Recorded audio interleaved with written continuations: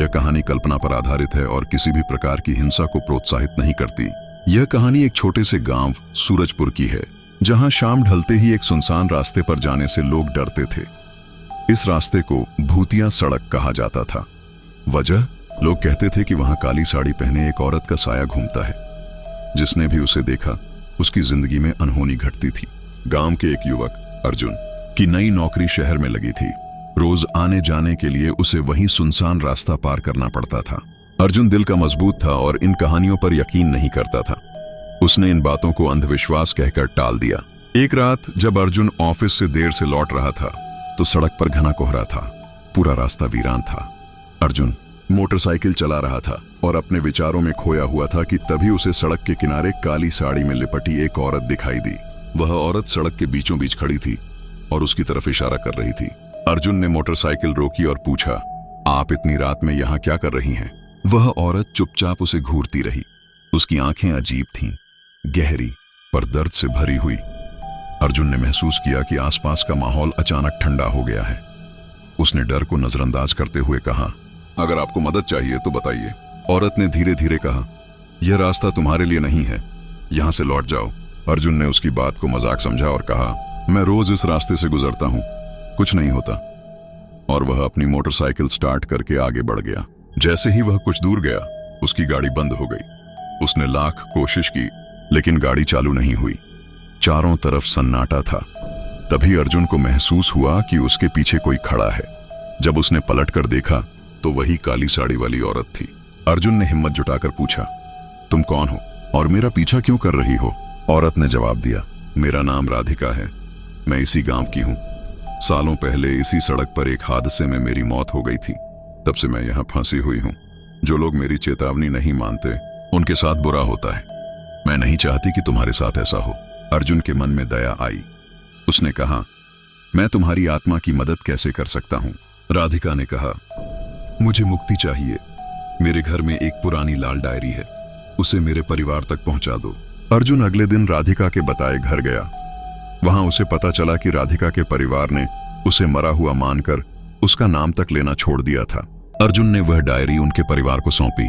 Diary में राधिका की आखिरी इच्छा लिखी थी, अपने परिवार को माफ करना और उनकी यादों में रहना।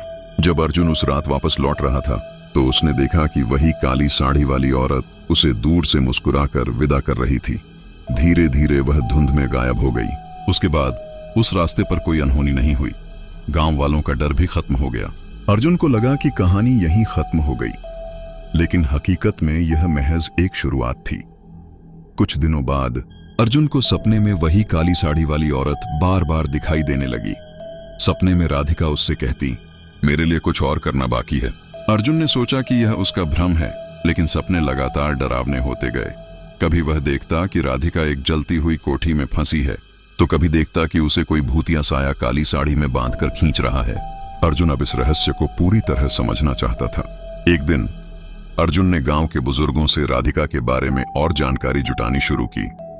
गांव के एक बुजुर्ग हरिनाथ ने एक चौंकाने वाला सच बताया। उन्होंने कहा, राधिका की मौत एक हादसा नहीं थी, उसे उसके परिवार के लालच और स्वार्थ ने मारा था। उसके परिवार ने उसकी जमीन हथियाने के लिए उसकी हत्या कर दी थी और यह हादसे का रूप दे दिया था। उसकी आत्मा इसीलिए भटक रही है क्योंकि उसका सच दुनिया के सामने नहीं आया। अर्जुन को समझ आया कि डायरी लौटाने से राधिका को पूरी मुक्ति नहीं मिली। वह राधिका के परिवार के पास दोबारा गया और उनसे सच्चाई पूछी। पहले तो उन्होंने बात को टालने की कोशिश की, लेकिन जब अर्जुन ने उन्हें धमकाया कि वह पुलिस के पास जाएगा, तो उन्होंने मान लिया कि राधिका की हत्या उन्होंने संपत्ति के लिए की थी। परिवार ने अर्जुन को गांव के पुराने कुएं के पास एक जगह दिखाई, जहां उन्होंने राधिका के गहने और उसकी मौत से जुड़े सबूत छुपा रखे थे। अर्जुन ने वह सबूत निकाले और गांव के मुखिया के सामने पेश किए। गांव वालों ने राधिका के परिवार का बहिष्कार किया और पुलिस में रिपोर्ट दर्ज कराई।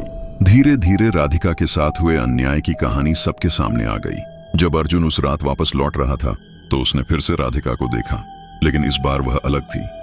राधिका अब काली साड़ी में नहीं बल्कि सफेद साड़ी में थी। उसके चेहरे पर एक शांति थी। उसने अर्जुन से कहा, अब मैं मुक्त हूं, तुम्हारा धन्यवाद। तुमने न केवल मेरी आत्मा को न्याय दिलाया बल्कि उन सभी को सच्चाई दिखाई जो इसे जानने के हकदार थे। अर्जुन ने महसूस किया कि राधिका की आत्मा अब शांति पा चुकी थी। उस रात उसने अपने सपनों में राधिका को मुस्कुराते हुए देखा और फिर कभी वह काली साड़ी वाली औरत उसके जीवन में नहीं आई।